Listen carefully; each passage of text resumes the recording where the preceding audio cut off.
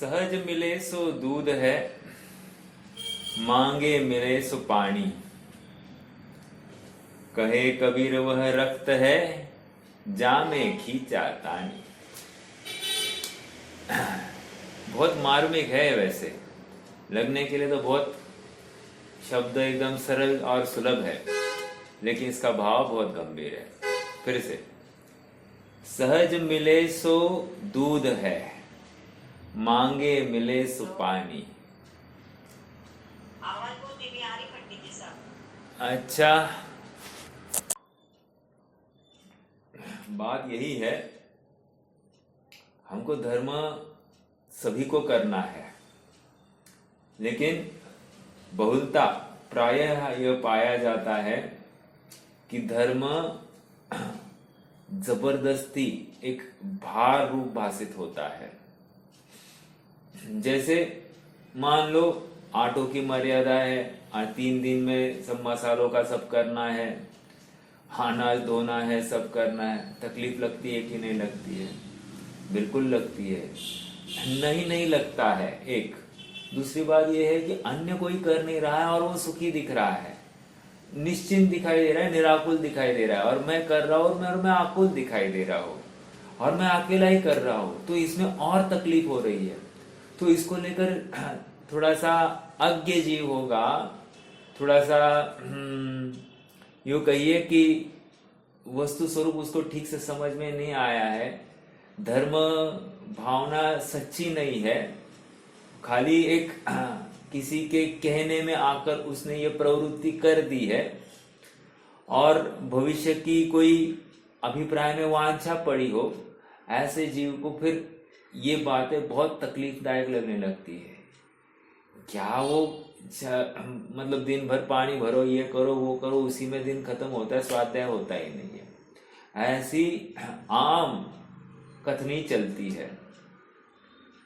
लेकिन अगर ऐसी बात है, इसमें खींचातानी दिखाई दे रही ना, तो अगर ऐसी बात है तो वो खून बराबर है, अर्थात वो धर्म नहीं है। ये तुम्हारी जितनी भी क्रियाएं हैं उसमें आकुलता है, खींचातानी दिखाई दे रही है, तो वो धर्म नहीं है। तो करना छोड़ दे। हमने कब कहा छोड़ दे? हमने ये नहीं कहा, लेकिन तुम कदाचित इसको धर्म मानकर आगे चल रहे हो, तो तुम्हारे भ्रम को तो उतार दो। धर्म 100% निराकुल ही होता है। व्यवहार धर्म हो या निश्चय धर्म हो, निश्चय धर्म की तो बात ही क्या, लेकिन व्यवहार धर्म भी निराकुलता का परिचायक होता है, वह आकुलता नहीं होती है। आपको मैं थोड़ा सा एक 50 साल पहले या 50, 60 साल, 100 साल, 200 साल पहले अगर लेकर जाओ, तो अनेक लोग एक गांव से दूसरे गांव में आवागमन करते थे, मैंने आपको कहा है, और प्रायः किसी न किसी के घर कोई अतिथि आया ही करता था। साधर्मी, परिचय की कोई जरूरत नहीं है, बस देव दर्शन के लिए आया, नवीन दिखा, अपने गांव का नहीं है, उसको ऑफर कर दिया, चलो भाई साहब आप हमारे घर चलो भोजन के लिए। इतनी सहजता और सुलभता होती थी। आप मेरा प्रश्न है, अभी हमारे घर पर मान लो 5-6 जन होंगे, तो हम गिनकर रोटियां, गिनकर सब्जी सब बनती है कि नहीं? अब मान लो एक आदमी भी, 1 या 2 आदमी बढ़ गए, तो क्या करना पड़ेगा? पूरा बैलेंस बिगड़ जाएगा कि नहीं? कदाचित ऐसे भी हो सकता है कि आटों की मर्यादा में जिस दिन मर्यादा खत्म हो गई है, उस दिन आटे भी खत्म हो गए हैं, उसी दिन अपने घर कोई आ जाए, वो ऐसी कैसी आकुलता होगी? आप पकड़ रहे हैं क्या मेरी बात को? और फिर भी पहले के जमाने में लोग एकदम सहज रहते थे। अभी की बात है, दिवाली के आसपास की, सचिन जी का करेली जाकर आए। करेली, वहां पर दिवाली के उनका कार्यक्रम था। वहां पर चूल्हे पर भोजन बनाया जाता है। Can you believe? चूल्हे पर, चूल्हा मतलब मालूम है? वो सेगड़ी मतलब लकड़ियाँ और चूल्हा, उसके ऊपर तवा रखना, फिर ये बनाना, सारी बातें चूल्हे पर। अब आप बोलोगे अरे कौन से जमाने में चल रहा है, बिल्कुल ऐसा, और बहुत आत्मीयता से वहां पर परोसा जाता है। आप विचार करो, अगर वहां पर हो सकती है ये सब बातें, तो हमारे में कुछ कमी तो होनी ही चाहिए कि हमारे यहाँ पर नहीं हो रही है। चलो, मैंने ये उदाहरण मात्र दिया, इसलिए ऐसा प्रश्न हमको नहीं आना चाहिए कि कौन करता है आजकल। एक बात, दूसरी बात, चूल्हे पर करना कितनी सहजता होगी आप विचार करना। अरे यहाँ पर 2-2, 3-3 गैस, इंडक्शन, ये सब होते हुए भी हमको कभी कभी और एक पात्र रखना है, कहाँ रखूं ये प्रश्न होता है। अगर हमको कम पड़ते होंगे, वहां पर एक चूल्हा और उस चूल्हे पर सब काम कर रहे होंगे, कैसे होता होगा मैनेज, विचार करना। अगर वहां हो रहा है तो हमारे यहाँ पर भी होना चाहिए। इसका मतलब हमारे परिणामों की विशेषता, विशुद्धि अपेक्षित है, और जहां पर ये विशुद्धि कम हो जाती वहां पर खींचातानी हो गई है, और जहां पर खींचातानी हो गई है, हाँ, वो धर्म नहीं रहा है, ये मुझे कहना है।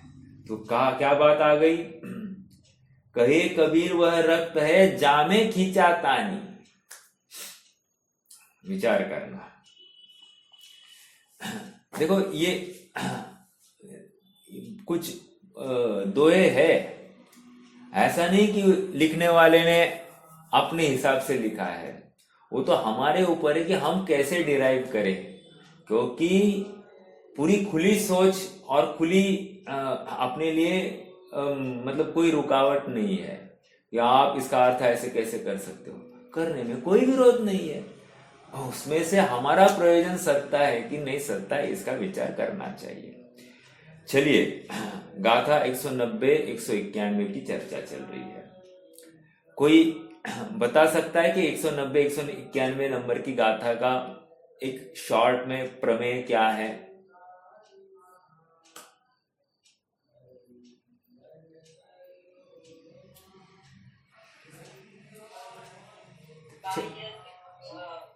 बहिरंग परिग्रह में मैं यह मेरा ऐसा मिथ्यात्व ममत्व भाव नहीं छोड़ता है, मार्ग का आश्रय लेता है।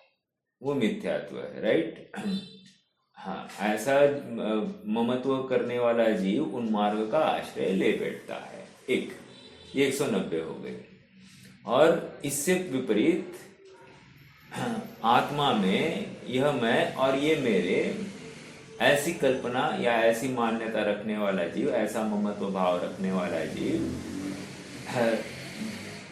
ऐसा ध्यान करने वाला, वो ध्याता परिणाम ही सच्चा ध्यान है, अर्थात वही धर्म भी कहलाएगा। ये इतनी सी बात है। चलिए, अब हम थोड़ा सा भावों को पढ़ लेते हैं, नहीं तो फिर चर्चा चालू हो गई तो फिर रुकने का नाम नहीं होता है। तो पहले अपन आचार्य अमृतचंद्र के भाव को पढ़ेंगे, गाथा का पाठ करेंगे एक बार और फिर आगे बढ़ते हैं। 191 पेज नंबर 413, 413। न च यदि जो दुममतिम अहम ममेदं ति देहदवीणेषु सो सामन्नं चत्ता परिवन्नोदिउमग्गम् णाहं होमि परेसिं न मे परे सन्ति नाणमहमेको इदि जो झायदि झाने सो अप्पाणं हवदि झादाम् तन धनादि में मैं हूँ यह, अथवा ये मेरे है सही। ममता न छोड़े वह श्रमण उन मार्गी जिनवर कहे।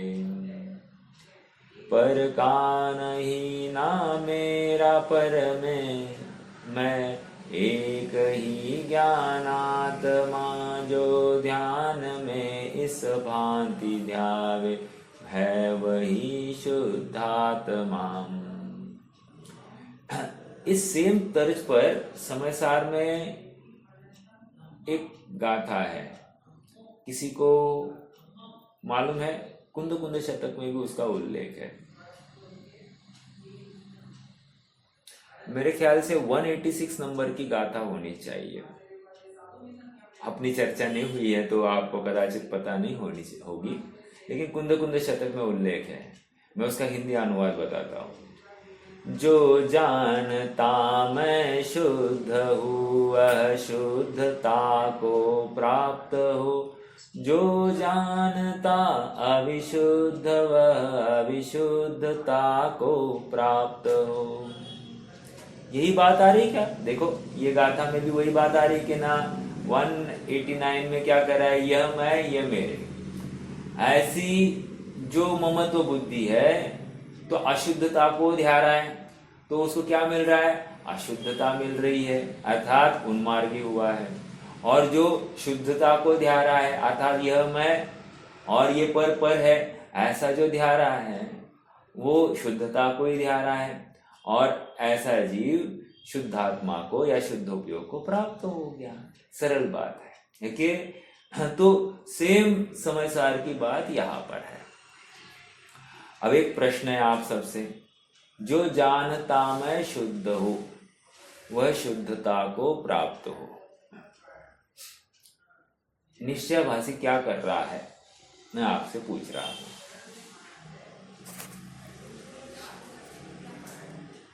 निश्चयभाषी क्या कर रहा है?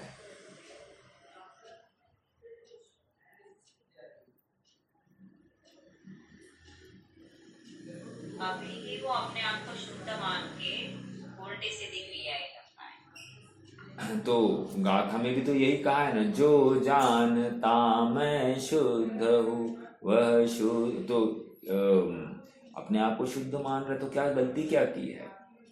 मान रहा है, पर वो अभक्ष खाते हुए भी अपने आप को वो समझ रहा है कि मैं शुद्ध ही हूँ करके। मैं थोड़ी ना खा रहा हूँ, मैं तो शरीर खा रहा है, इसी मान्यता है उसकी। बट फिर से प्रश्न मेरा फिर से वही है कि जो जानता, इसने जाना कि नहीं जाना? प्रश्न तो ये है। निश्चयभाषी ने वस्तु सब कोई उसने अच्छे से नहीं जाना। नहीं जाना कह रहे आप। तो इतना होता था वो। मैं थोड़ा सा इसको खुलासा करूं। आप भाव आपने पकड़ लिया है। बात इतनी है, दो बातें होती, एक होता है द्रव्य स्वभाव और एक होता है पर्याय स्वभाव। द्रव्य स्वभाव यद्यपि शुद्ध है, लेकिन पर्याय स्वभाव शुद्ध हो ऐसी जरूरत नहीं है। हाँ, तो अज्ञानी अर्थात निश्चयभाषी अपने पर्याय स्वभाव को भी द्रव्य स्वभाव जैसा मान बैठा है। पकड़ में आया क्या? ये कहना, आंसर ये आना चाहिए, प्रिसाइज आंसर ऐसा चाहिए। दो बातें, एक है द्रव्य स्वभाव, एक है पर्याय स्वभाव।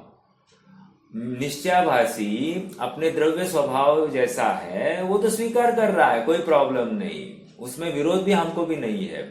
लेकिन पर्याय की अभिव्यक्ति द्रव्य स्वभाव के अनुसार नहीं है, फिर भी वो पर्याय में अपने को शुद्ध मान बैठा है। समझ में आ रहा है क्या? ये इसकी गलती है। अभी देखो, जैसे अपने शरीर का स्वभाव है निरोगी रहना, एग्जाम्पल, राइट? हाँ, और हमको बुखार हो जाए तो हम क्या करेंगे? पर्याय में बुखार हुआ है ना, शरीर के पर्याय में बुखार हुआ है, स्वभाव में क्या है? निरोगावस्था है, लेकिन पर्याय में बुखार हुआ है तो उपाय किया जाएगा कि नहीं किया जाएगा? किया जा रहा है। समझ में आ रहा है क्या? इतनी समझदारी हमको शरीर संबंधी है।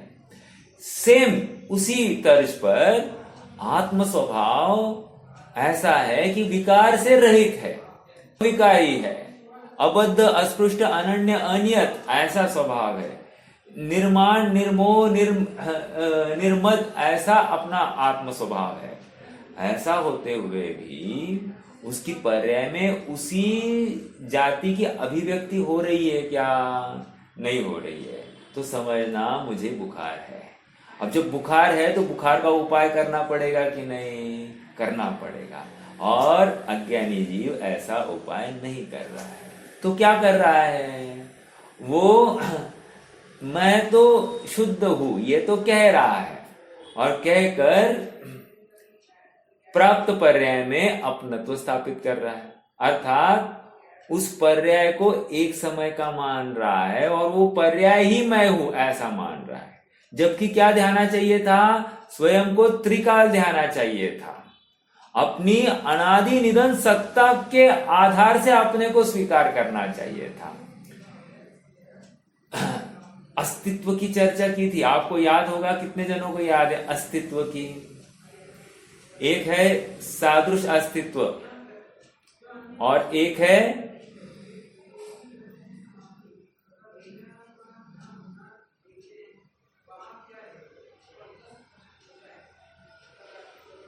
सादृश अस्तित्व। क्या है वैसे, कौन बताएगा?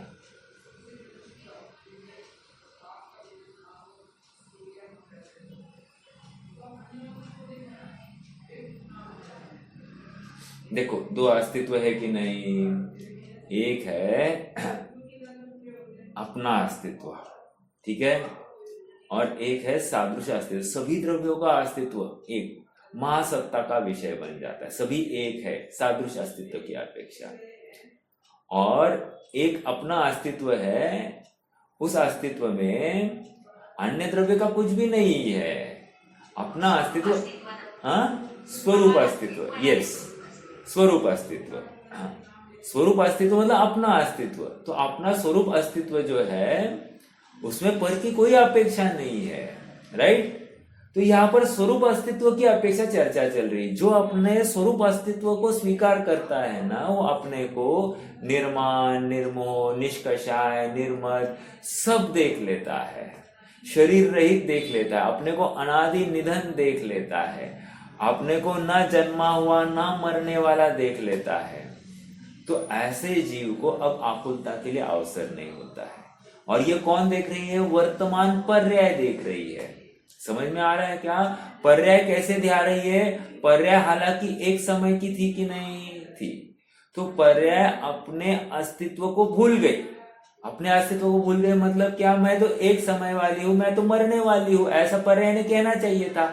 ऐसा होते हुए भी ये स्वीकार है, लेकिन वो पर्याय स्वभाव गौण किया, और जो शाश्वत स्वभाव है, त्रिकाल स्वभाव जो है, ध्रुव स्वभाव जो है, उस स्वभाव को ऊर्ध्व करके उसकी दृष्टि करी, तो पर्याय भी स्वयं को त्रिकाली देखने लग गए और कहने भी लग गए और मानने भी लग गए।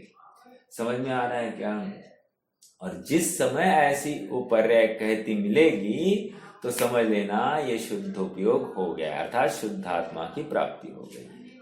जब तक पर्याय इस प्रकार से अपने को नहीं ध्याती है तो पर्याय अशुद्ध ही कही जाएगी, अर्थात पर्याय को स्व का अवलंबन नहीं है, उसको पर का ही अवलंबन है। अर्थात पर्याय अपने को श्रीपाल, पर्याय अपने को पुरुष, पर्याय अपने को किसी उम्र वाला, पर्याय अपने को इस मनुष्य पर्याय वाला देखती होगी, पर्याय अपने को विद्वान रूप देखती होगी, पर्याय अपने को डॉक्टर इंजीनियर रूप देखती होगी, बूढ़ा या यौवन या जवान इस रूप में देखती होगी। तो कहने की बात, पर्याय अपने को अनेक प्रकार से ध्या रही है, तो ये इसका पर का आश्रय है, ये पक्की बात हो गई। और हाँ बोलिए। यानी कर्म का उदय, पर्याय यानी कर्म का उदय है ना, कर्म का उदय को अपना मानना है। हाँ, वैसा ले सकते हैं। हाँ, हाँ, उदय कहो सही। उदय तो अपने को कर्म, एक तो कर्म दिखाई नहीं दे रहा है, अपने को क्या दिखाई देता है? नौ कर्म दिखाई देता है। तो नौ कर्म में शरीर और संयोग यही दिखाई दे रहा है, तो इनमें ही स्वामीपना स्थापित हो गया है। तो ले सकते हैं कर्म का उदय परोक्ष रूप से, प्रत्यक्ष दिखाई जो दे रहा है, अपना शरीर दिखाई दे रहा है, धनादिक दिखाई दे रहे, स्त्री पुत्र आदि अपना परिकर दिखाई दे रहा है, अपना परिवार दिखाई दे रहा है, यही इसमें अपनत्व स्थापित करता हुआ दिखाई देगा। बिल्कुल यही बात वो इसमें आई ना, देखो क्या आई है, तन धनादि मैं यह हूँ, अथवा ये मेरे है सही, ममता न छोड़े वह श्रमण उन मार्गी जिनवर कहे।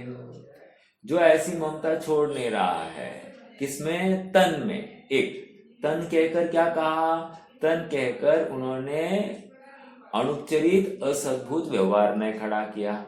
अभी अनुपचरित असद्भुत व्यवहार में कर्म भी आ गया है, समझ में आ रहा है क्या, शरीर तो आ ही गया प्लस कर्म भी आ गया, और धन आदि में 9 कर्म आ गया, अर्थात पहला नय आ गया, उपचरित असद्भुत व्यवहार नय आ गया। तो कह रहे ये दोनों उन्होंने ले लिए हैं। तो ऐसी ममता जो छोड़ नहीं रहा है वो क्या है, वो श्रमण उन्मार्गी है, सन्मार्गी नहीं है, उसको सत्य मार्ग का अवलंबन नहीं है। देखो अपन आचार्य अमृतचंद्र को पढ़ते हैं, देखो क्या कह रहे हैं। भाषा थोड़ी सी स्ट्रांग है ना, तो उपयोग भी विशेष रखेंगे तो फिर बात सरल है, ऐसे कोई मुश्किल नहीं है। मूल बात तो अपने को ऊपर के भाव में आ गया है, लेकिन वो टीका भी पढ़नी चाहिए। देखो, शुद्ध द्रव्य निरूपणात्मक निश्चय नय से निरपेक्ष रहकर अशुद्ध द्रव्य निरूपणात्मक व्यवहार नय में मोहित जो आत्मा मैं यह हूँ और यह मेरा है, इस प्रकार आत्मीयता से देह और धनादि पर द्रव्यों में ममत्व नहीं छोड़ता, वह आत्मा शुद्ध परिणति रूप श्रामण्य नामक मार्ग को दूर से ही छोड़कर अशुद्धात्म परिणति रूप उन मार्ग का ही आश्रय लेता है। समझ में आ रहा है? उन मार्ग का आश्रय ले रहा है मतलब क्या, सत का विवेक नहीं, असत का विवेक नहीं, और उसमें विवेक रहित होकर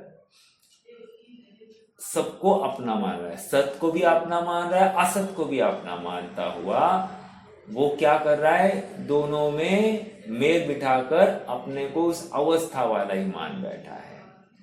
देखो ना, एक एग्जाम्पल लेते हैं ना, जैसे बुखार आया तो अपने को लगता है कि नहीं मुझे कुछ हुआ है, ऐसे लगता है क्या ये शरीर का कार्य हो रहा है, नहीं लगता है। भूख लगी, लगता है क्या मुझे कुछ मतलब आत्मा का कुछ कार्य है या शरीर का कार्य है, ऐसा अलगपना भाषित नहीं हो रहा है ना।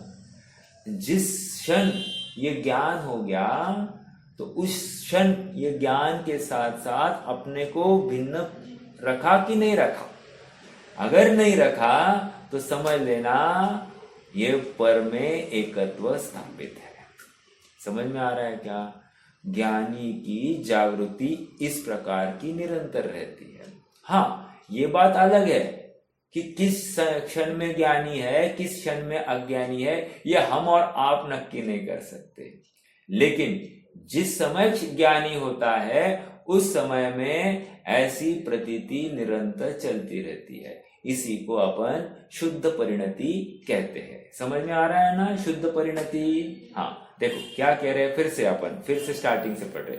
शुद्ध द्रव्य निरूपणात्मक निश्चय नय क्या है? जिस द्रव्य का कार्य उसी द्रव्य का कहता है, इसको क्या है? इसको निश्चय नय कहते हैं। अगला प्रश्न, शुद्ध द्रव्य निरूपणात्मक निश्चय नय का अर्थ कौन बताएगा मुझे? मैंने अभी कह दिया, लेकिन थोड़ा सा खुलकर यहां पर शुद्ध द्रव्य निरूपणात्मक निश्चय नय का अर्थ क्या लेना?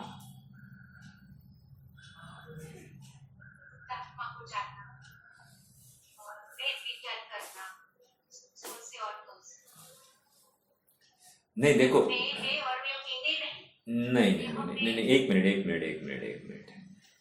आप सब कुछ खोलने लग गए। आंसर तो नहीं है वो। पहली भेद विज्ञान की बात है ना, भेद विज्ञान तो है ये, लेकिन आपका भेद विज्ञान का क्राइटेरिया गलत है। फिर से शुद्ध निश्चय निरूपणात्मक द्रव्य, शुद्ध क्या कहा, एक मिनट। शुद्ध द्रव्य निरूपणात्मक, शुद्ध द्रव्य निरूपण मतलब क्या, मुझे ये चाहिए। शुद्ध द्रव्य निरूपण बहुत सरल है, अपना प्रकरण जैसे चल रहा है ना, प्रकरण के अनुसार बोलना, पिछली गाथाओं के साथ में मिलाप करके बोलना। आप अपने मन से बोलोगे तो आंसर नहीं दे पाओगे।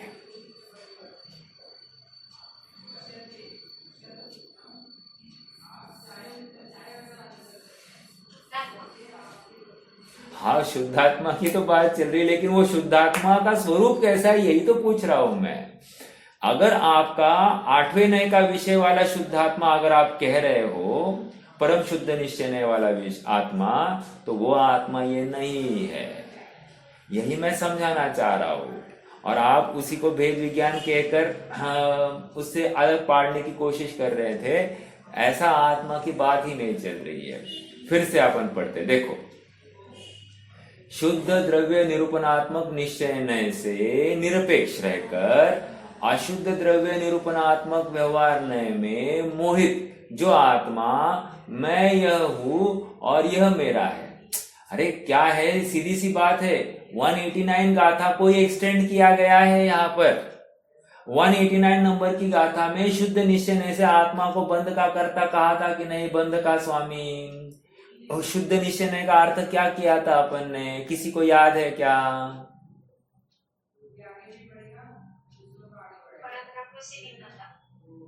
परद्रव्य से भिन्नता, ठीक है। परद्रव्य से भिन्नता का अर्थ मतलब एक मतलब 2 शब्द है खाली, वो शब्द मुझे चाहिए। आपने सही कहा है, बिल्कुल सही कहा है, परद्रव्य से भिन्नता। लेकिन परद्रव्य से भिन्नता 8वां नय भी कर रहा है ना, और परद्रव्य से भिन्नता ये शुद्ध द्रव्य भी कर रहा है ना। अब हमको समझ में नहीं आ रहा ना, एक्सप्लेन करो ना। अपने से अभिन्नता की शुद्धता। हाँ, अपने से अभिन्न और पर से भिन्न, ये 2 शब्द चाहिए मुझे। ये मतलब अपने ज्ञान में बिठा दो। प्रवचन सार की थीम अलग चल रही है, समय सार की थीम अलग चलती है, तो कंफ्यूज नहीं होना। जहां पर जो प्रकरण चल रहा है उसके अनुसार चलना। अगर आप उतना यहां पर लगाओगे शुद्ध द्रव्य निरूपणात्मक निश्चय नय, आप 8वां नय कह जाओगे तो आप चूक जाओगे। मैं यही तो चाह रहा था कि आप गलती करो। चाह रहा था मतलब आपको इसकी क्लैरिटी होनी चाहिए कि निरूपण क्या चल रहा है। हाँ, क्योंकि शुद्ध नय ये तो हमको इमीडिएटली कह दिया, हमको इतना ही मालूम है शुद्ध निश्चय नय मतलब 8वां नय, परम शुद्ध निश्चय नय, दृष्टि का विषय। ऐसा नहीं है, हर जगह पर वैसा नहीं लगाना है। और देखो यहाँ पर अपने से भिन्न और पर से अभिन्न कहकर क्या कह रहे हैं, जैसा इसने इमीडिएटली क्या किया, ये पर द्रव्य यह मैं अर्थात शरीर में एक, और शरीर के आशय स्त्री पुत्रादि धनादि मेरे, तो ये मैं और ये मेरे, ऐसा स्वामीपना, ऐसा एकत्वपना स्थापित किया कि नहीं किया? किया। तो कह रहे हैं अन्य में अपनत्व किया ना, अपने से अभिन्न था और पर से भिन्न था, तो पर से अभिन्न माना कि नहीं माना? माना। बस ये हो गया अशुद्धता। आप पकड़ रहे क्या? अशुद्ध द्रव्य निरूपण क्या है? पर से अभिन्न मान लिया, ये अशुद्ध द्रव्य निरूपण है। अशुद्ध द्रव्य निरूपण मतलब क्या? अपने से अभिन्न और पर से भिन्न। और थोड़ा सा समझाओ, और थोड़ा समझाता हूं। अगली गाथा में तो वही समझाने वाले हैं, बट फिर भी मैं तो समझा ही ले रहा हूं। देखो, अपने से अभिन्न 2 बातें होती है। प्रत्येक वस्तु चतुष्टयात्मक है कि नहीं? प्रत्येक वस्तु चतुष्टयात्मक है कि नहीं? है। हाँ, स्वद्रव्य, स्वक्षेत्र, स्वकाल, स्वभाव, मेरा, मेरा मतलब आत्मा का। किसमें है? आत्मा में। और शरीर का स्वद्रव्य, स्वक्षेत्र, स्वकाल, स्वभाव किसमें? शरीर में। हालांकि शरीर तो अनंत पुद्गल परमाणु का पिंड है। हाँ, अनंत पुद्गल परमाणु का पिंड है। मतलब क्या? उन अनंत पुद्गल परमाणुओं का प्रत्येक का स्वद्रव्य, स्वक्षेत्र, स्वकाल, स्वभाव उसी परमाणु में है। एक परमाणु का चतुष्टय दूसरे परमाणु में नहीं है। ऐसा होते हुए भी हम सबको एक कैटेगरी में क्लब करके सबको कह रहे कि ये पर है। समझ में आ रहा है क्या? वे अनंत पर होते हुए भी, अलग अलग भिन्न भिन्न पर होते हुए भी सबको मिलाकर हमने एक पर कह दिया, शरीर। और इनको पर के खाते इनका चतुष्टय अलग से खड़ा कर दिया। समझ में आ रहा है? For easiness. और एक तरफ अपनी आत्मा रखी। अपनी आत्मा का स्वद्रव्य, स्वक्षेत्र, स्वकाल, स्वभाव अलग, और शरीर का जो द्रव्य क्षेत्र काल भाव है वो अलग। उसका परिणाम शरीर का स्वयं कर रहा है, और आत्मा के स्वद्रव्य क्षेत्र काल भाव रूप परिणाम वह आत्मा स्वयं कर रहा है। तो इसको कह रहे हैं शुद्ध द्रव्य निरूपणात्मक वस्तु। अब याद रखना, यहां पर शुद्ध द्रव्य निरूपणात्मक वस्तु में राग भाव भी हो गया तो भी वो परिणाम शुद्ध द्रव्य निरूपणात्मक है। हालांकि वहां आश्रय पर द्रव्य का है, ये मैं मान रहा हूं, बट वो जो राग भाव हुआ है वो शुद्ध द्रव्य निरूपणा में हुआ है। अर्थात वो परिणाम स्वतंत्रता से, स्वाधीनता से जीव ने ही किया है। ये बात भी स्वीकार करते हुए चलना। हाँ, और उस समय में बराबर इसकी भ्रांति है कि पर द्रव्य मेरा है, मैं इसके आश्रय से रहता हूं। जैसे तन उपजत अपनी उपज जान, तन नशत आपको नाशमान, ये भ्रांति। समझ में आया क्या? रागादि प्रगट ये दुख दैनति नहीं को सेवत गिनत चैन।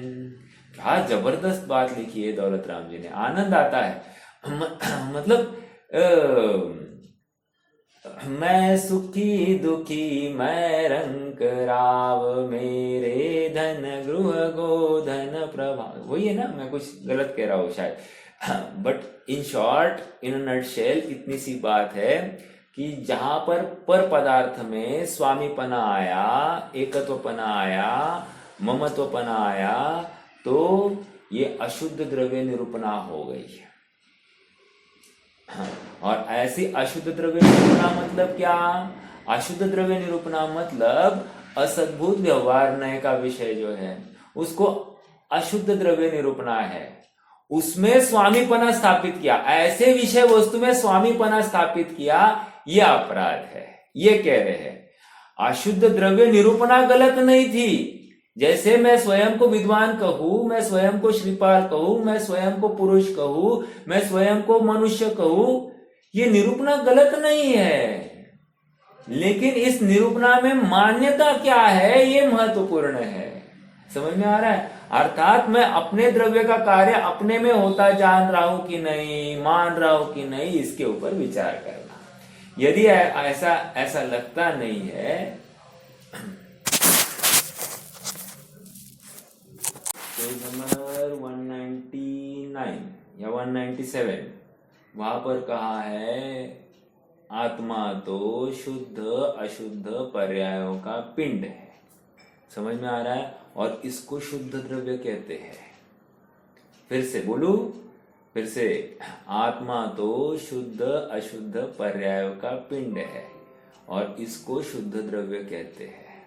ये भी शुद्ध द्रव्य की एक विवक्षा है।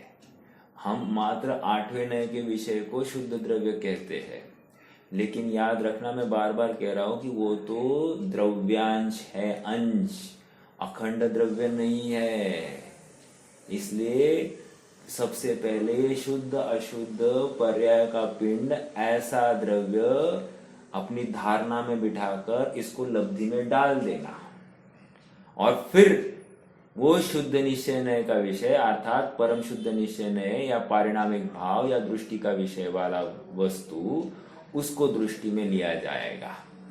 समझ में आ रहा है क्या? ये प्रॉपर थियरी भी अपनी क्लियर नहीं होगी तो आत्मा कहाँ से प्राप्त होगा?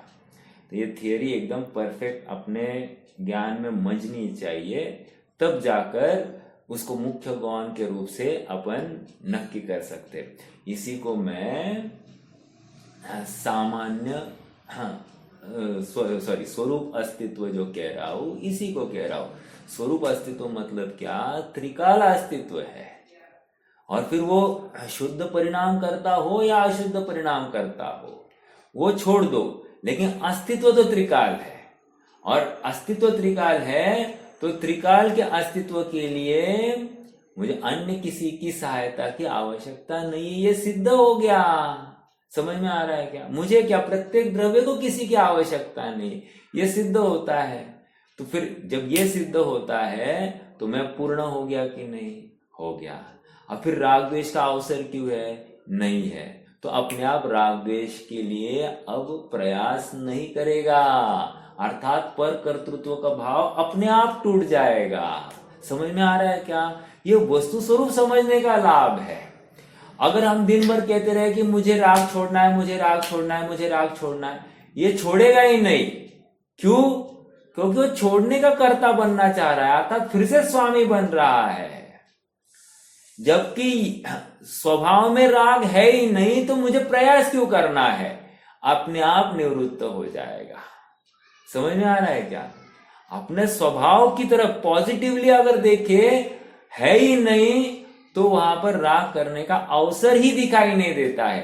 तो राग छोड़ो ये बात भी, उतना भी कर्तृत्व का भार मेरे माथे पर नहीं होगा। हाँ जी, देखो एक होती है भाषा। हाँ बोलिए। आत्मा को रागातीत भाव का कर्ता मानते हैं, वो अशुद्ध निश्चय नहीं मानते हमारे जो आत्मज्ञानी हैं। हाँ, और इधर जो अशुद्ध नहीं लिया है, उसने आत्मा का रागातीत भाव का कर्ता मानते हैं। फिर से देखो मैं बताता हूं। अशुद्ध निश्चय जो निरूपणा है, अशुद्ध द्रव्य निरूपणा मतलब क्या? एक द्रव्य का दूसरे द्रव्य के साथ में संकर करना, अर्थात क्लबिंग करके निरूपण करना। निरूपणा की मतलब क्या? वो द्रव्य मिक्स नहीं हुआ है, मात्र निरूपण किया गया है। और ऐसे निरूपण की शैली को अशुद्ध द्रव्य निरूपणा कहा गया है। अब कोई अशुद्ध द्रव्य निरूपणा की शैली को सत्यार्थ मानकर उसी में अपनत्व स्थापित करे, ममत्व स्थापित करे, तो फिर वो मिथ्यात्व है। कथनी को मिथ्यात्व नहीं कहा है, उसकी उस वैसी मान्यता को मिथ्यात्व कहा है। आप समझ रहे क्या? देखो शब्द भाषा यहां पर पकड़िए फिर से। शुद्ध द्रव्य निरूपणात्मक निश्चय ने से निरपेक्ष रहकर अशुद्ध द्रव्य निरूपणात्मक व्यवहार नय में मोहित जो आत्मा, अशुद्ध द्रव्य निरूपणा ये कोई मिथ्यात्व नहीं है, लेकिन उसमें कोई मोह कर बैठे ऐसा, अर्थात असमान जाति द्रव्य पर्याय में यही मैं, ऐसी कोई मान्यता कर बैठे। देखो असमान जातीय द्रव्य पर्याय का कथन करना ये मजबूरी है, क्योंकि दिखाई दे रही है ना प्रत्यक्ष अपने को। और अनादि का अध्यवसाय भी इसी जाति का है कि जिस अवस्था में जाता है अपने आप को वैसा मानता है। तो इसकी जो मान्यता अनादि की चली आ रही है, उसको इमीडिएटली तो तोड़ा नहीं जा सकता ना। तो इसको इसी की भाषा में बोला जा रहा है, ये तू है। लेकिन सुन, तू है में दो खंड करना, एक खंड है शरीर का खंड और एक खंड है आत्मा का खंड। अब जो आत्मा का खंड है ना, सत्यार्थ रूप से तू वो है, और जो शरीर का खंड है ना, वो तू नहीं है। अर्थात शरीर में कोई भूख लगी है, शरीर में बुखार आया है, उसको लेकर तेरे आत्मा में कुछ भी फर्क नहीं पड़ता है।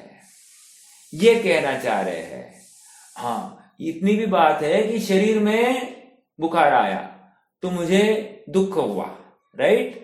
तो यहां पर ये कह रहे जो आत्मा में दुख हुआ है ना, वो आत्मा का अपना परिणाम है। वो शरीर में बुखार आया इसलिए हुआ है, ऐसा हरगिज नहीं है। अगर शरीर में बुखार आया है, इसको लेकर आत्मा को राग द्वेष हो रहा है, ऐसा अगर हम मान ले तो प्रॉब्लम क्या है, किसी को कम राग हो रहा है, किसी को ज्यादा राग हो रहा है। होना तो सबको एक जैसे था और किसी को नहीं हो रहा है, तो इसका मतलब वो शरीर में बुखार मेरे राग का कारण नहीं है, ये सीधा सीधा निर्णय हो रहा है हमको। इसलिए निष्कर्ष की तरफ हम पहुंचते हैं। तो फिर ये निरूपणा कोई गलत बात नहीं है, मिथ्या तो नहीं है, लेकिन ऐसा मोहित हो जाना, स्वयं को स्वामी ही मान बैठना उस शरीर का, ये मोह है। ये कह रहे हैं, आप पकड़ लेगा। निरूपणा में कोई गलती नहीं है, दोनों नए हैं और ये सम्यक श्रुत ज्ञान का अंश है। क्या कहा फिर से, ये शुद्ध द्रव्य निरूपणा और अशुद्ध द्रव्य निरूपणा ये सम्यक श्रुत ज्ञान का अंश है। ये अशुद्ध द्रव्य निरूपणा ये कोई मिथ्या ज्ञान नहीं है, ये सम्यक ज्ञान है। याद रखना इस बात को। बट ऐसा मानना, ऐसा मानने वाला जो ज्ञान है वो मिथ्या ज्ञान है। आप पकड़ रहे क्या मेरी बात को? एक है निरूपणा, कथन, और एक है मान्यता। तो मान्यता में वो अपनत्व है ना, शरीर में स्वामित्व बुद्धि आ गई ना। कहने में थोड़ी स्वामित्व बुद्धि है, कहने में स्वामित्व बुद्धि नहीं होती है। कहा तो जाएगा लेकिन मानेगा नहीं। इसलिए हमने, आपको याद होगा नयो में कहो पर मानो मत। व्यवहार नय में अपन क्या कहते हैं, कहो पर मानो मत। और निश्चय नय का निरूपण में कहो भी और वैसे मानो भी, ऐसा हम कहते हैं। ये समझ में आया आपको? अब आगे बढ़ना है।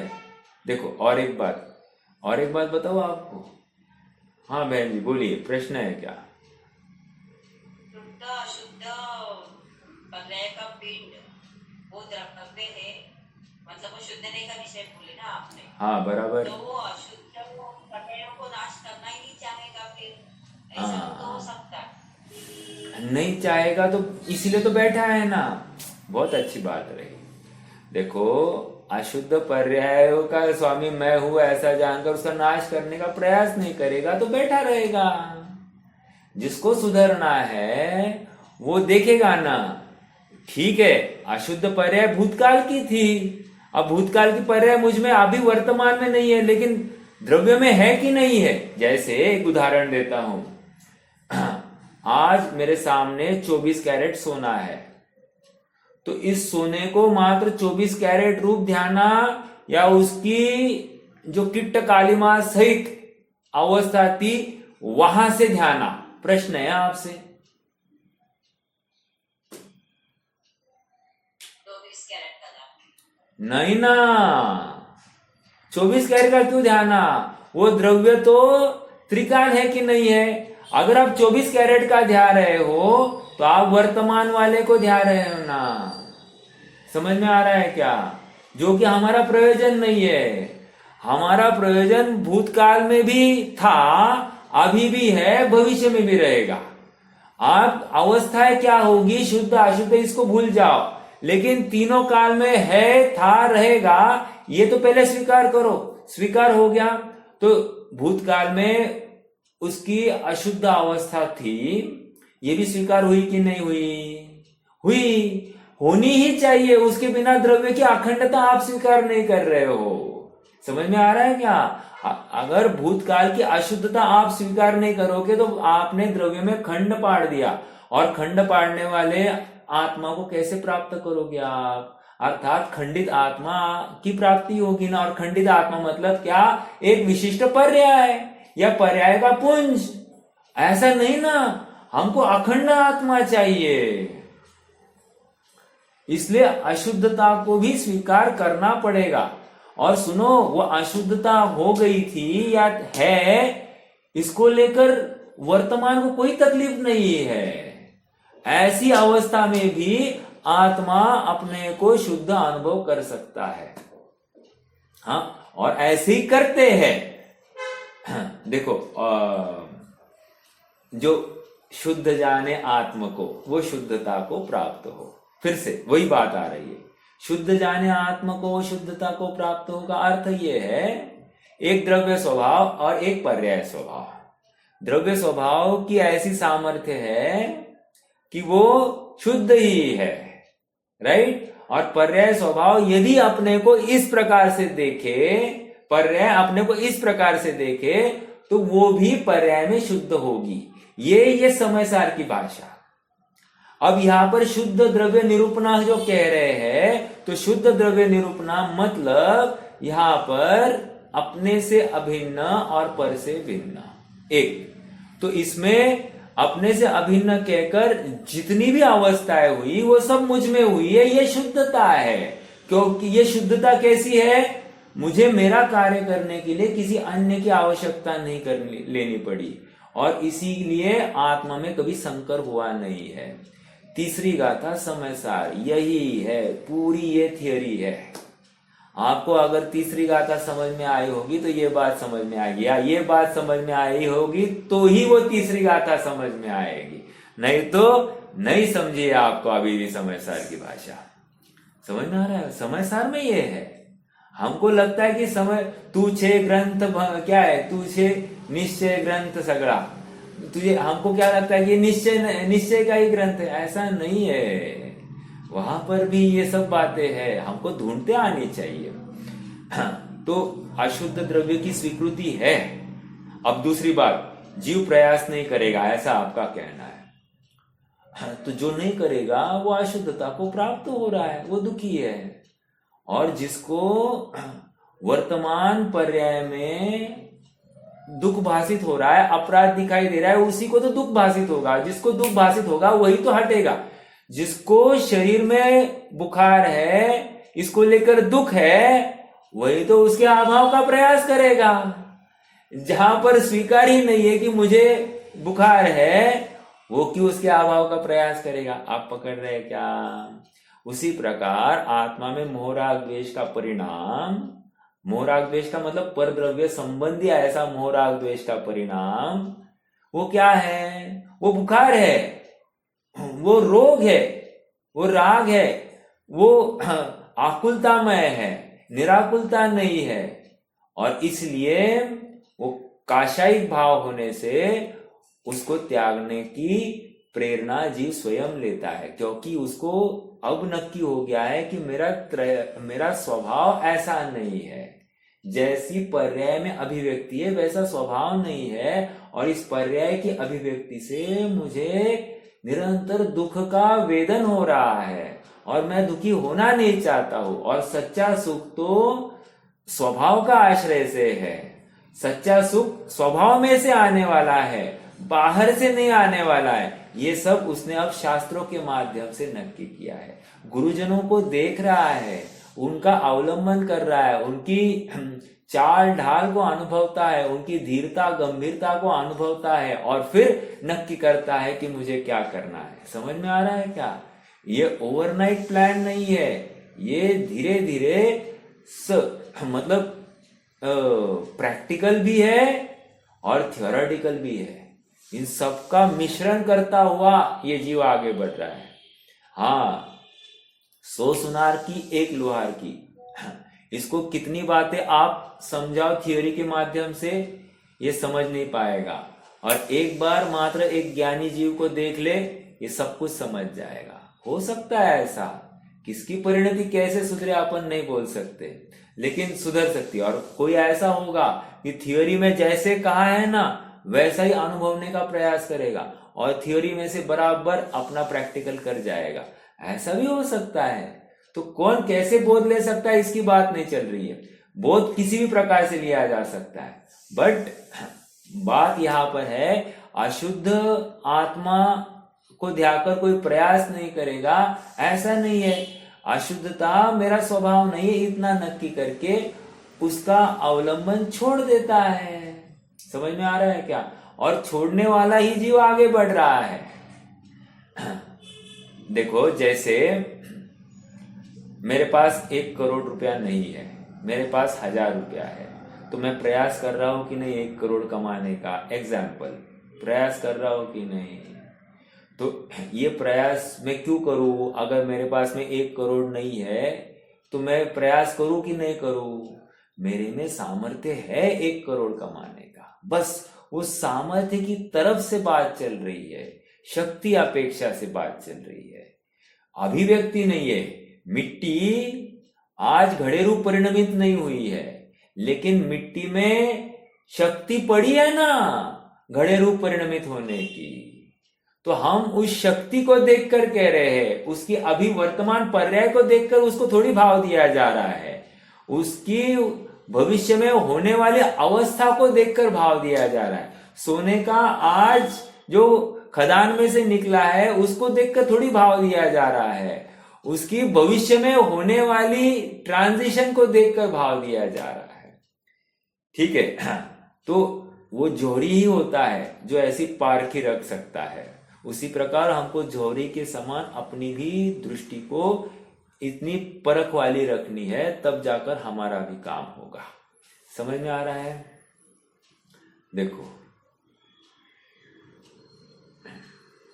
शुद्ध द्रव्य, अभी फिर से, शुद्ध द्रव्य निरूपणात्मक निश्चय से निरपेक्ष रहकर अशुद्ध द्रव्य निरूपणात्मक व्यवहार नय में मोहित होकर, 2 नय थे लेकिन एक नय को उसने मुख्य किया और दूसरे को उड़ा दिया। याद रखना, एक नय को मुख्य करके दूसरे को हमेशा के लिए उड़ा दिया तो यह अपराध हो गया, राइट? अब यदि एक नय को मुख्य किया है, उस समय में दूसरा गौण है, तो फिर चलेगा, यह सम्यक दृष्टि है। समझ में आ रहा है? लेकिन यह सर्वथा उड़ा दिया तो फिर यह मिथ्या दृष्टि है, राइट? देखो, शुद्ध द्रव्य निरूपणात्मक निश्चय से निरपेक्ष, अर्थात उसकी अपेक्षा छोड़कर, अशुद्ध द्रव्य निरूपणात्मक व्यवहार नय में मोहित होकर उसकी अपेक्षा रखकर, निरपेक्ष, वहां पर निरपेक्ष हो गया अर्थात उसको उड़ा ही दिया, और यहां पर उसकी अपेक्षा अर्थात उसको ग्रहण ही कर लिया, यही मैं हूं अर्थात स्वस्वामी संबंध स्थापित किया। जो आत्मा मैं यह हूं और यह मेरा है, इस प्रकार आत्मीयता, आत्मीयता समझ में आ रही है? आत्मीयता से देह और धनाधिक परद्रव्यों में ममत्व नहीं छोड़ता, वह आत्मा शुद्ध परिणति रूप श्रामण्य नामक मार्ग को दूर से ही छोड़कर अशुद्धात्म परिणति रूप उन मार्ग को ही आश्रय लेता है। एक शब्द है यहां पर, आप शब्दों को गौर किया होगा तो आप मुझे बताइए। मैं फिर से नीचे की 2 पंक्तियां पढ़ रहा हूं, आपको क्या खटक रहा है आप मुझे बताएंगे। वह आत्मा शुद्ध आत्म परिणति रूप, शुद्ध आत्म परिणति रूप श्रामण्य नामक मार्ग को दूर से ही छोड़कर अशुद्धात्म परिणति रूप उन्मार्ग का ही आश्रय लेता है। आपको क्या खटका?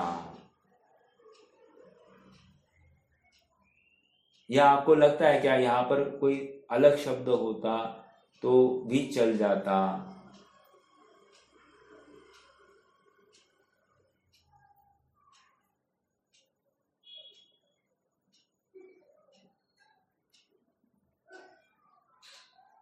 मैं बताऊं?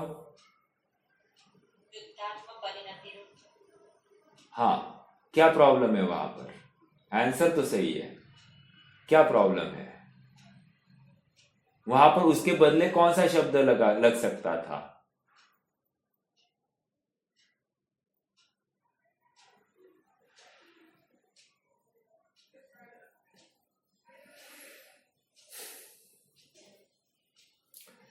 शुद्धात्म उपयोग। समझ में आ रहा है क्या?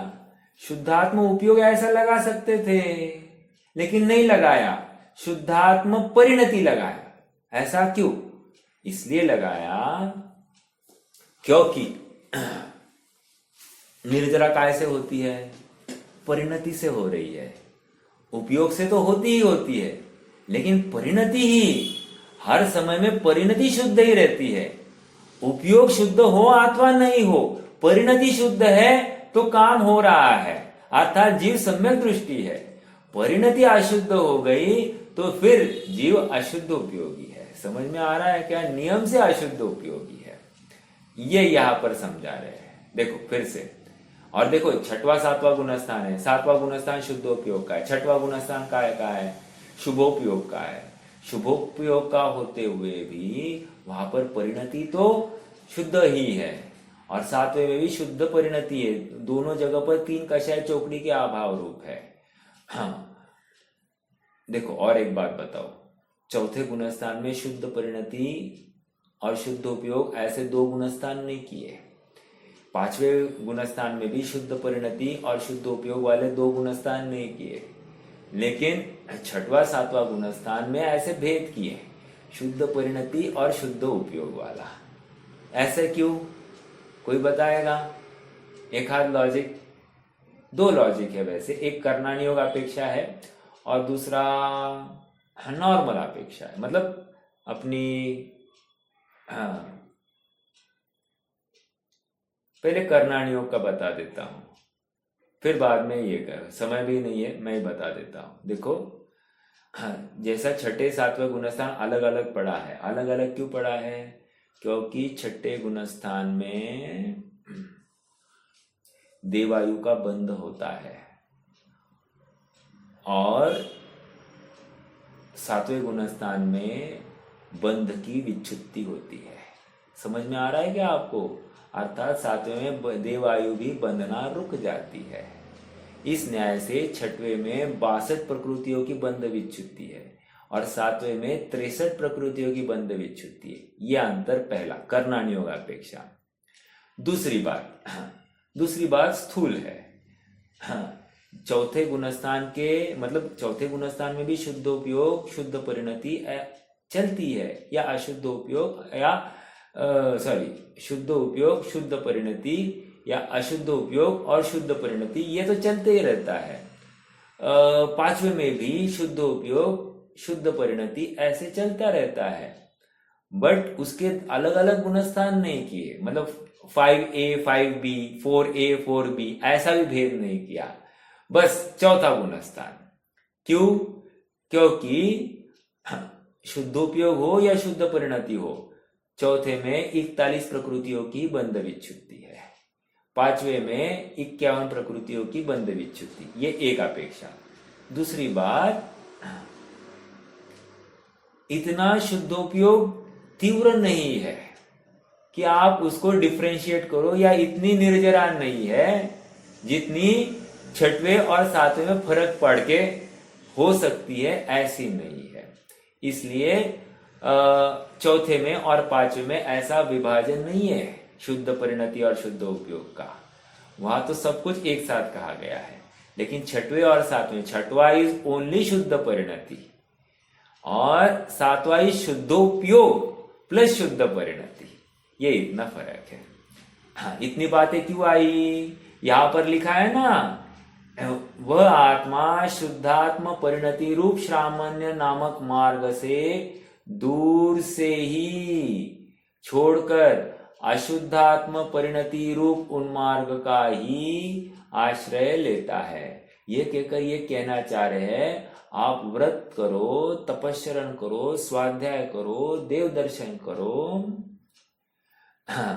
यदि अपनी परिणति में वो शुद्धात्मा नहीं है, परिणति मतलब लब्धि में शुद्धात्मा पड़ा नहीं है, तो इन सारे क्रियाकांडों को एक कह रहे हैं कि तुम्हारा पर में ममत्व है, तू पर का स्वामी बन गया है। अर्थात तेरा आत्मा स्वयं को आत्मा न जानता हुआ शरीर का स्वामी मानकर वो शरीर योग्य व्यवहार में ही प्रवृत्ति करता है और उसी में संतुष्ट है। अर्थात कहता है कि मैं आत्मा हूं, भगवान के सामने भी खड़ा है और कह रहा है कि भगवान जो पद तुम्हारा आज है वो मेरा भविष्य है, कह रहा है, ठीक है। और जो तुम्हारा भूतकाल था वो मेरा वर्तमान है, कह रहा है। लेकिन कहते हुए भी स्वयं को शरीरधारी मान रहा है, तो इसका काम नहीं होगा। समझ में आ रहा है क्या? ये तो रटी रटाई बातें कर रहा है शास्त्रों की। ये थोड़ी भावों के स्तर पर उतरकर शरीर से स्वयं को भिन्न पाड़ते हुए अपना आत्मा का कार्य अपने में देख रहा है, ऐसा नहीं ना कर रहा है। वो धर्म की कल्पना भी शरीर सापेक्ष करता है, संयोगों सापेक्ष करता है। मंदिर बांधू तो धर्म होगा, स्वाध्याय 7 में करूं तो धर्म होगा, ये ऐसे ही मान रहा है। समझ में आ रहा है क्या? या व्रत तपश्चरण करूं तो धर्म होगा, और धर्म की आधार शरीर है, संयोग है। ये इनके बिना धर्म की कल्पना ही नहीं कर रहा है। समझ में आ रहा है क्या? और इसलिए यह अपराधी है, इसलिए इसको अशुद्ध परिणति रूप परिणाम ही है, ये यहां पर समझना। ओके, ये कौन सा हो गया? 190 का भाव हो गया। अब देखो 191 का भाव, इससे निश्चित होता है कि अशुद्ध नय से अशुद्ध आत्मा की ही प्राप्ति होती है। अशुद्ध नय से अशुद्ध आत्मा की प्राप्ति क्यों हुई है? क्योंकि अशुद्ध नय में अपनत्व स्थापित हुआ है। अशुद्ध नय ने जबरदस्ती नहीं कराई है, तुम्हें मिथ्यात्व नहीं कराया है। तुम स्वयं अप्राप्त हुए हैं, तो फिर तुम्हारा अशुद्ध नय संबंधी ज्ञान यथार्थ नहीं है।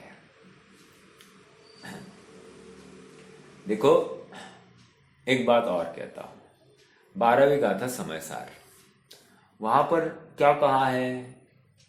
किसी किसी को किसी काल में व्यवहार प्रयोजनवान है और किसी किसी को किसी काल में निश्चय प्रयोजनवान है, ऐसा कहा। और उसकी पहले की गाथा में क्या कहा था? 11वीं गाथा में अशुद्ध नय व्यवहार नय अभूतार्थ है। अभूतार्थ है मतलब क्या? अभूतार्थ है मतलब क्या? ये अपनी अभी इतना मंझना चाहिए, आप जानते हैं आंसर, लेकिन अचानक पूछा गया तो आप बता नहीं पा रहे हो। अशुद्ध नय व्यवहार नय अभूतार्थ है का अर्थ क्या? और निश्चय नय भूतार्थ है।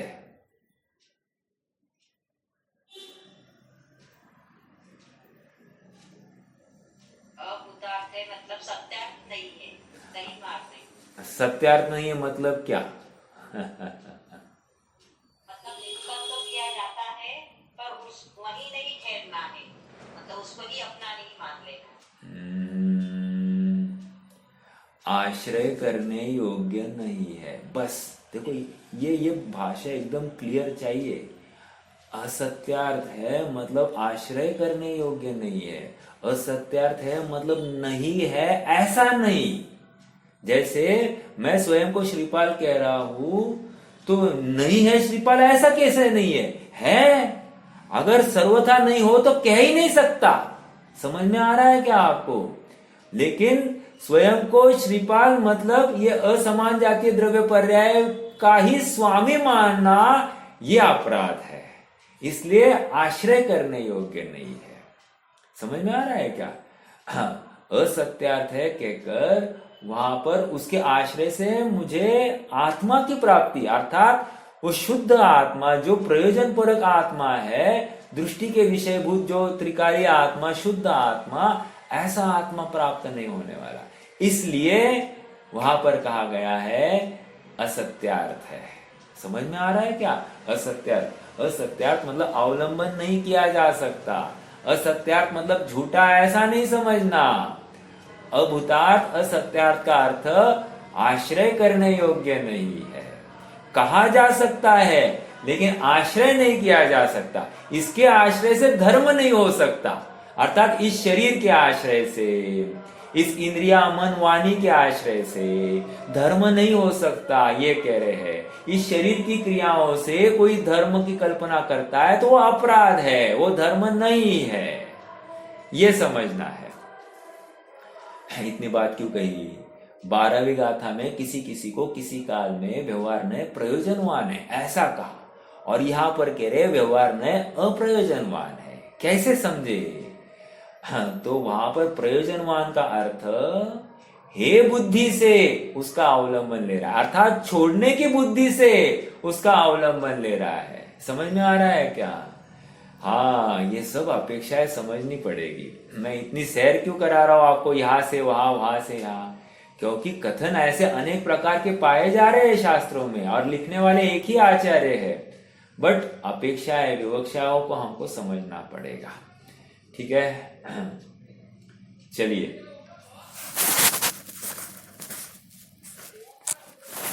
रुकना है क्या पढ़ना है? ये अभी कितना समय है? 5 मिनट है कि नहीं? टाइम है। चलिए, जब तक बंद नहीं पड़ता है तब तक चलाते हैं कुछ तो, राइट? चलो आज कुछ तो और नवीन लेते हैं, राइट?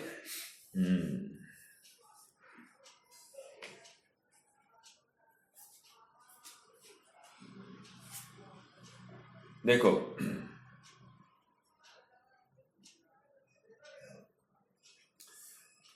यह फिर से मोक्षमार्ग प्रकाशक की बात है, पेज नंबर 197 की। बहुत अच्छा प्रकरण है। अब कितना देर चलेगा मैं नहीं जानता, बट अगर नहीं चला तो अपन शायद कल चला लेंगे, कोई प्रॉब्लम नहीं। प्रश्न है यहाँ पर श्रोता का, हमारे रागादि विकार दूर होने में मुख्य कारण मोह कर्म का उपशमादि है। क्या कह रहा है? देखो, अपना वर्तमान प्रकरण के साथ बराबर मिल रहा है। हाँ, ऐसी भ्रांतियां अपने में भी हो सकती है। देखो, हमारे रागादि विकार दूर होने में मुख्य कारण मोह कर्म के उपशमादि है।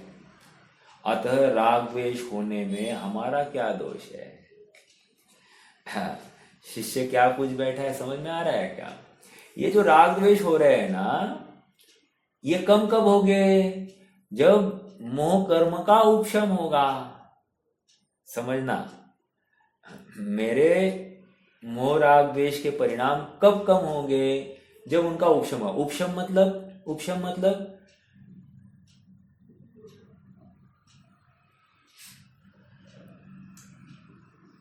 उपशम मतलब दबना। समझ में आ रहा है क्या? दब जाएंगे या क्षय हो जाएंगे, तब जाकर मेरा मोह जाएगा ना। अब उपशम ही नहीं हो रहा तो मैं मोह से रहित कैसे हो? ये इसका प्रश्न है। आप पकड़ रहे प्रश्न तो एटलीस्ट पकड़ना, अर्थात अपने परिणामों को वो पर के अधीन मान रहा है। कर्म में उपशम नहीं हो रहा है, इसलिए मैं मोह का अभाव नहीं कर पा रहा हूं। ये समझ में आया क्या? इसका सरल रूप से ये तर्क है। कर्म में उपशम नहीं हो रहा है, कर्म का क्षय नहीं हो रहा है, इसलिए मुझ में रागादि भाव पाया जा रहा है। तो मेरी क्या गलती? बहन जी, आप यही कह रहे थे कि ये मानेगा ही नहीं, तो ये ऐसे ही मान नहीं रहा है, राइट?